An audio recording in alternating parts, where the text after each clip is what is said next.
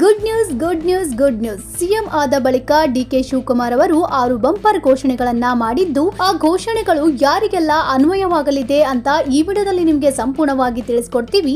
ಅದಕ್ಕಿಂತ ಮುಂಚೆ ನೀವಿನ್ನು ನಮ್ಮ ಚಾನೆಲ್ ಸಬ್ಸ್ಕ್ರೈಬ್ ಮಾಡ್ಕೊಂಡಿಲ್ಲ ಅಂದ್ರೆ ಈಗಲೇ ಸಬ್ಸ್ಕ್ರೈಬ್ ಮಾಡಿ, ಪಕ್ಕದಲ್ಲೇ ಬರುವ ಬೆಲ್ ಐಕನ್ ಕೂಡ ಕ್ಲಿಕ್ ಮಾಡಿ.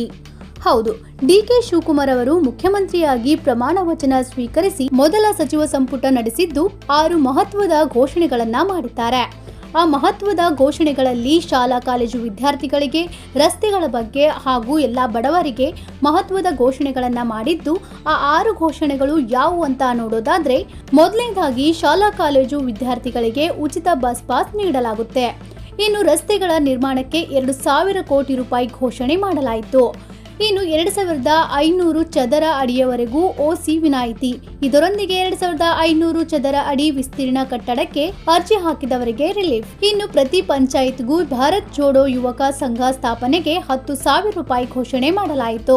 ಅಷ್ಟೇ ಅಲ್ಲದೆ ಖಾಸಗಿ ಸಂಸ್ಥೆಗಳಲ್ಲಿ ಉದ್ಯೋಗ ಹುಡುಕುತ್ತಿದ್ದವರಿಗೆ ಪ್ರೈವೇಟ್ ಎಂಪ್ಲಾಯ್ಮೆಂಟ್ ಎಕ್ಸ್ಚೇಂಜ್ ಸೆಂಟರ್ ಸ್ಥಾಪನೆಗೆ ಘೋಷಣೆ ಮಾಡಲಾಯಿತು. ಬೆಂಗಳೂರಿಗಷ್ಟೇ ಸೀಮಿತವಾಗಿದ್ದ ಬಿ ಖಾತೆಯಿಂದ ಎ ಖಾತೆ ಯೋಜನೆಯು ರಾಜ್ಯಕ್ಕೆ ವಿಸ್ತರಣೆ ಮಾಡಲು ಘೋಷಣೆಯನ್ನ ಮಾಡಲಾಯಿತು. ಅಷ್ಟೇ ಅಲ್ಲದೆ ಸಂಪುಟ ಸಭೆ ಬಳಿಕ ವಿಧಾನಸೌಧದಲ್ಲಿ ಸುದ್ದಿಗೋಷ್ಠಿ ನಡೆಸಿದ ಡಿಕೆ ಶಿವಕುಮಾರ್ ಅವರು, ರಾಜ್ಯದ ಅಭಿವೃದ್ಧಿ ಮಾಡುವ ನಿಟ್ಟಿನಲ್ಲಿ ನಾನು ಕೆಲಸ ಮಾಡುತ್ತೇನೆ. ರೈತರು, ಕಾರ್ಮಿಕರು, ಎಲ್ಲಾ ವರ್ಗದ ಜನರಿಗೆ ಕಳೆದ 6 ತಿಂಗಳಿಂದ ಕಾರ್ಯಕ್ರಮಗಳನ್ನ ರೂಪಿಸಿದ್ದೇನೆ ಎಂದು ಹೇಳಿದರು. ಈ ಮೂಲಕ ಮಹತ್ವದ ಕಾರ್ಯಕ್ರಮಗಳ ಘೋಷಣೆ ಮಾಡುವ ಸುಳಿವನ್ನ ನೀಡಿದ್ದಾರೆ. ನೋಡಿದ್ರಲ್ಲ, ಡಿಕೆ ಶಿವಕುಮಾರ್ ಅವರು ಮುಖ್ಯಮಂತ್ರಿಯಾಗಿದ್ದು ನಿಮಗೂ ಕೂಡ ಇಷ್ಟ ಆದ್ರೆ ಎಸ್ ಅಂತ ಮರೆಯದೆ ನಮ್ಮ ಕಮೆಂಟ್ ಬಾಕ್ಸ್ ನಲ್ಲಿ ಕಮೆಂಟ್ ಮಾಡಿ, ಹಾಗೂ ಈಗಲೇ ಈ ವಿಡಿಯೋನ ನಿಮ್ಮ ಸ್ನೇಹಿತರಿಗೂ ಹಾಗೂ ಸಂಬಂಧಿಕರಿಗೂ ಶೇರ್ ಮಾಡಿ, ಅವರಿಗೂ ಈ ಮಾಹಿತಿಯನ್ನ ತಲುಪಿಸಿ. ಹಾಗಾಗಿ ಈ ವಿಡಿಯೋ ನಿಮಗೆ ಇಷ್ಟ ಆಗಿದ್ರೆ ಲೈಕ್ ಮಾಡಿ, ಹಾಗೂ ಇನ್ನೂ ಹೆಚ್ಚಿನ ಮಾಹಿತಿ ಮತ್ತು ವಿಡಿಯೋಗಳಿಗಾಗಿ ತಪ್ಪದೆ ನಮ್ಮ ಚಾನೆಲ್ ಸಬ್ಸ್ಕ್ರೈಬ್ ಮಾಡ್ಕೊಳ್ಳಿ. Thank you for watching.